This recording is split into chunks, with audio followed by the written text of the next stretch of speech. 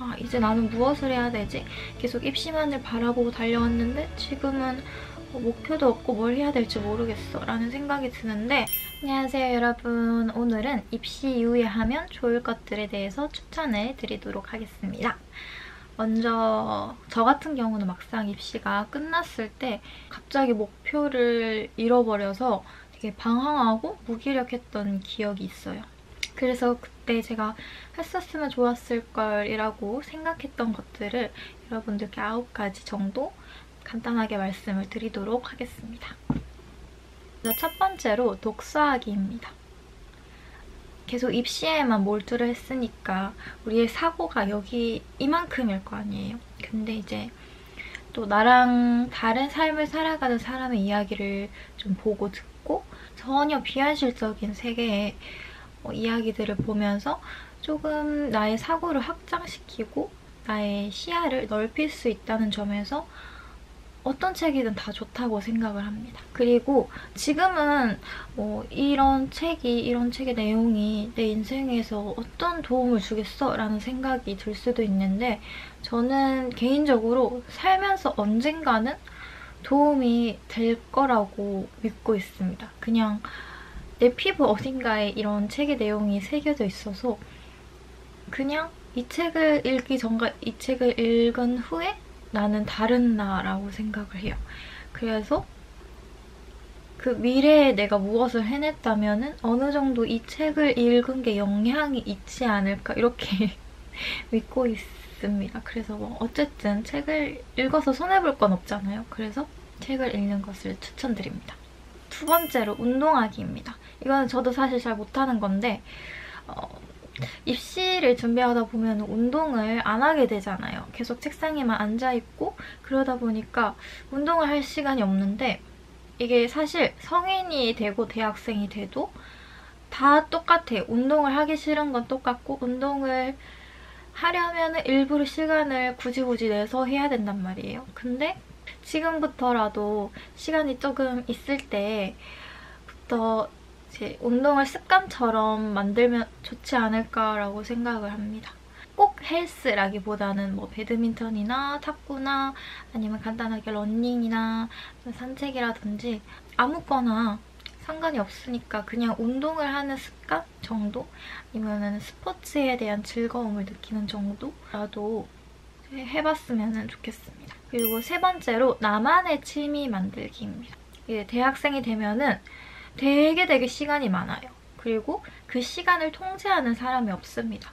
입시 때까지, 고등학생 때까지는 이 시간에는 이걸 해야 돼, 저 시간에는 저걸 해야 돼 라는 게 있는데, 대학생이 되면은 정말 시간이 많고 정말 자유롭습니다.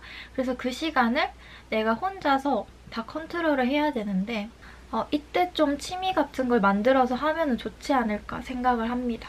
취미라고 해서 거창한 취미를 만들어야 되는 것도 아니고 평생 할 취미를 만들라는 것도 아닙니다. 그냥 지금 이 순간에, 그리고 그냥 시간이 남을 때 할 수 있는 것들을 생각해보면 좋을 것 같아요.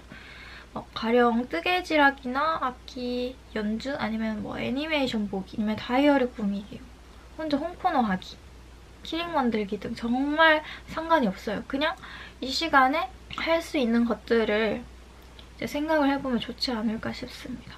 그리고 네 번째로 기록하기입니다. 이거는 진짜 중요하다고 생각을 하는데, 물론 일기를 쓰면 가장 좋겠지만 일기가 조금 부담스러우신 분들은 간단하게 블로그를 쓰시는 거를 추천드려요. 이게 입시가 끝나다 보면 앞서 말씀드린 것처럼 후련함도 있고 엄청 기뻐요. 근데 그 속에서 조금 저는 무기력함도 느꼈어요. 아, 이제 나는 무엇을 해야 되지? 계속 입시만을 바라보고 달려왔는데 지금은 목표도 없고 뭘 해야 될지 모르겠어 라는 생각이 드는데, 지금은 좀 나에 대해서 생각을 해보면 좋지 않을까라는 생각이 드네요. 이때까지 나에 대해서 생각을 해볼 기회가 많이 없었단 말이죠. 그래서 일기를 쓰던가 그냥 블로그를 쓰던가 기록을 하면서 나의 감정을 좀 살펴보고 챙기는 기회를 좀 많이 만드는 게 좋다고 생각을 합니다. 그리고 다섯 번째로 혼자 여행하기입니다. 이거는 정말 강추 드려요. 저는 21살쯤에 처음 혼자 여행을 떠났었거든요. 왜냐면 그 전까지 코로나였어서 좀 어디 돌아다니기가 좀 힘들었고 21살 때쯤 이제 코로나가 좀 잠잠해지고 그래서 혼자 포항으로 여행을 가봤습니다. 그때 정말 많은 걸 배우고 얻고 느꼈던 것 같아요. 일상생활에서는 느끼지 못한 것들을 많이 느끼고 와서 여러분들께도 꼭꼭 추천드리고 싶은데, 우선 다른 사람들과 같이 떠나는 여행과는 다르게 혼자 떠나는 여행은 여행의 계획에서부터 실행까지 온전히 나 혼자서 생각을 하고 고민을 하고 결정을 해야 된단 말이에요. 그래서 이 과정을 통해서 나라는 사람이 어떤 사람인지 좀 되게 많이 알 수 있었던 것 같아요.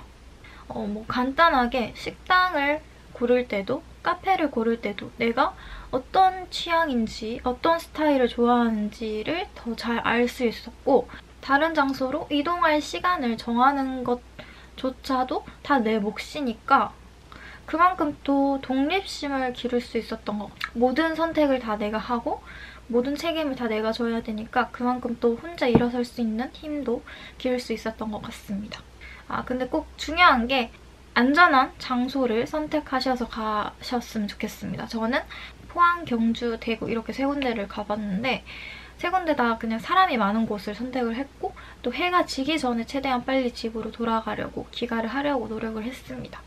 그리고 혼자 여행을 가실 때 간단하게 좋아하는 책을 한 권 챙겨가셔도 좋고, 아니면은 공책, 작은 공책 하나랑 색연필이나 볼펜 등을 챙겨가셔서 그냥 혼자 여행하시면서 보고 오면 너무 예쁘다, 너무 아름답다 싶은 것들을 좀 그림을 그리거나 글을 써서 남기는 것도 좋은 추억이 될 거라고 생각을 합니다. 그리고 꽤나 낭만적입니다.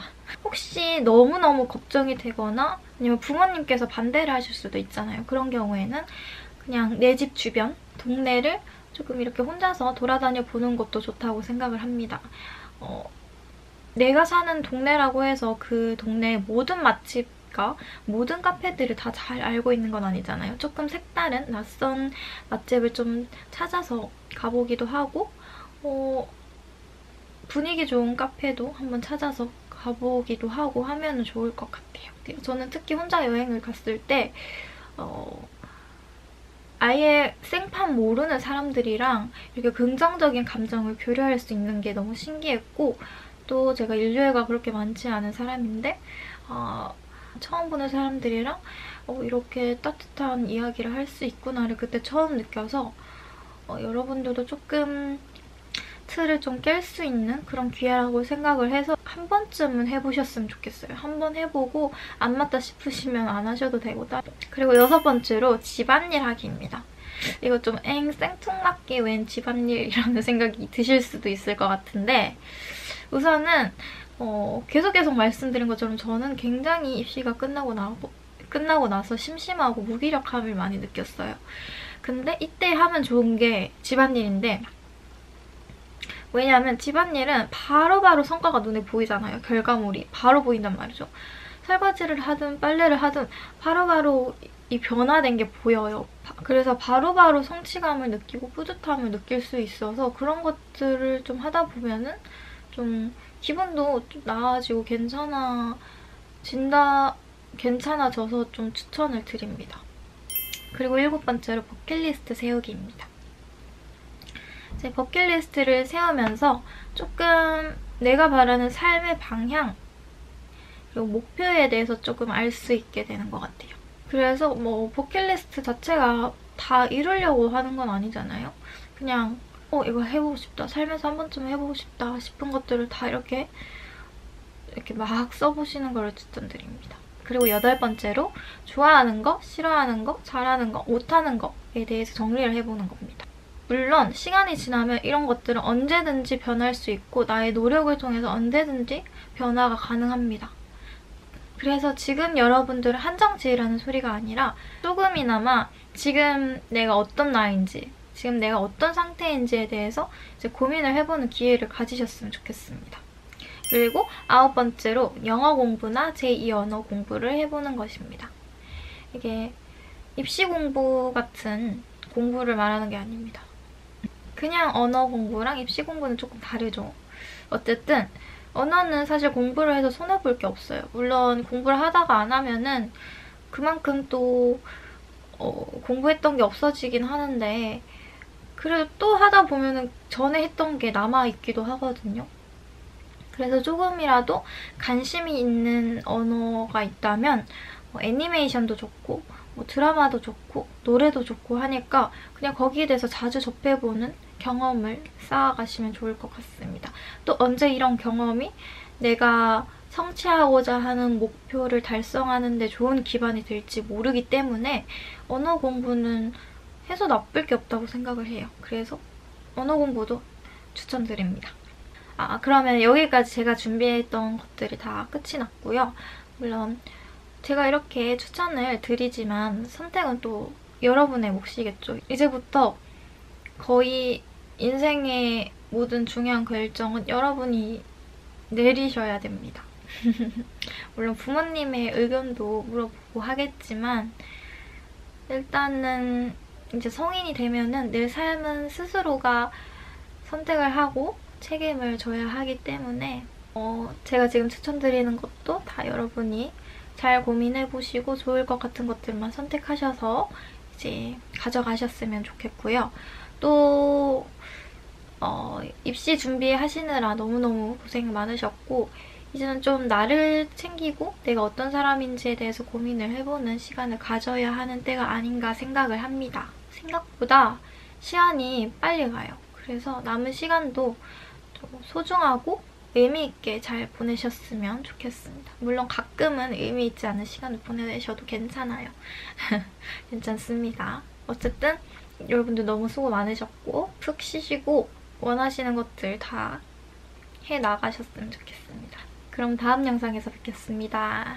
감사합니다.